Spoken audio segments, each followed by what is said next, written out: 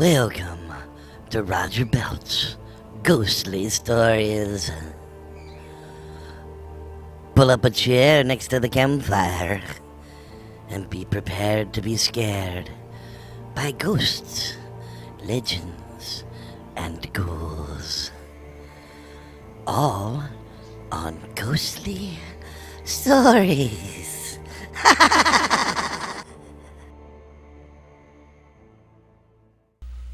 Welcome, everyone, to another edition of Ghostly Stories, brought to you by Half Past Dead Paranormal Radio. Tonight's enticing little tale is called No Trespassing. It's retold by S.E. Slouser. Peggy and her boyfriend Tommy were driving down a lonely stretch of highway at dusk when a thunderstorm came crashing down on them. Tommy slowed the car and they crept their way past a formidable abandoned house. Plastered all over the fences and trees were no trespassing signs.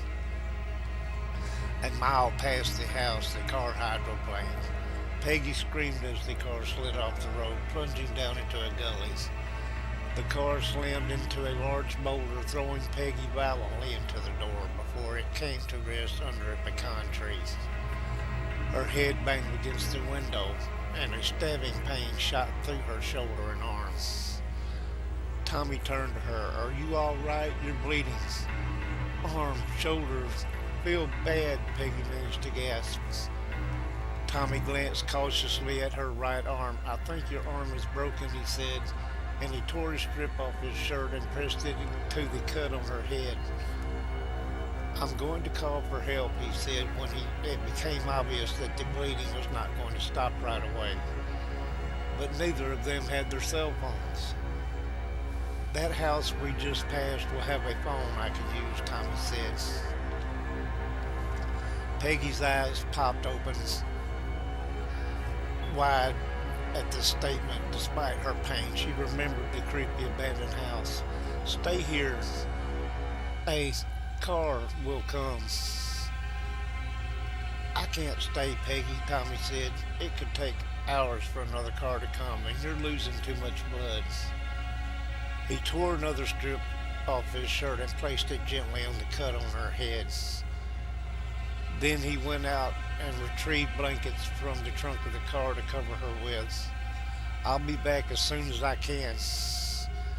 He raced out into the storm, shutting the dented door behind him. Peggy drifted in a kind of daze. Something at the back of her mind was making her uneasy. She slid down to the floor and put her head on the seat, completely covering herself with the blankets, head and all. Feeling safer, she allowed weariness caused by the wounds to take over and fell asleep.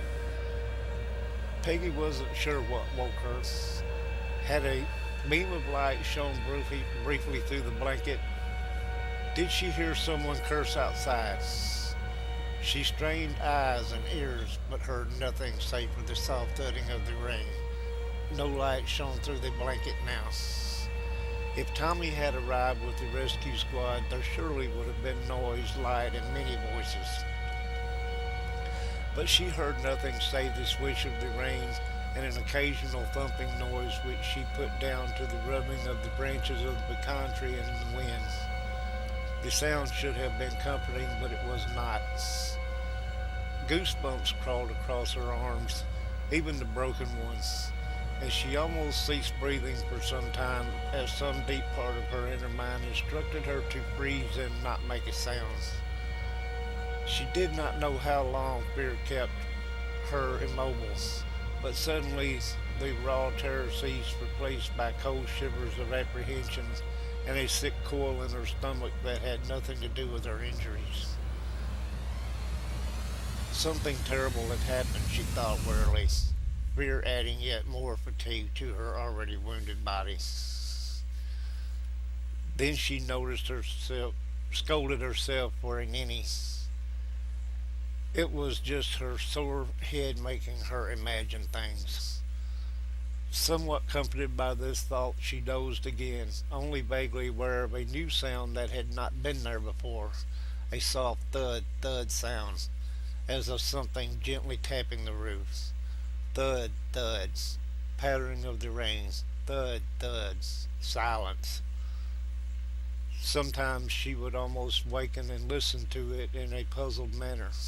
Thud, thud, patter of the rain. Thud, thud. Had a branch dislodged from the tree? Peggy wasn't sure how long she'd been unconscious when she was awakened by a bright light blazing through the window of the car and the sound of male voices exclaiming in horror. A door was wrenching open and someone crawled inside. She lifted her head and looked up at a young state policeman. "Miss, are you all right?" he asked, and then turned over his shoulder to call for help. Peggy told the officers her story and begged them to look for Tommy. They definitely avoided answering her and instead called the paramedics. As the paramedics carried her carefully up the slope of the incline, Peggy looked back at the car and saw a grotesque figure hanging from a branch of the pecan tree. For a moment, her brain couldn't decipher what she was seeing in the bright lights of the police car parked on the side of the road. Then she heard a thud thud sound as the foot of the figure scraped the top of the totaled car, and she started screaming over and over in horror. One of the police officers hastened to block her view, and a paramedic fumbled for some Valium to give her, and her mind finally registered what she had seen.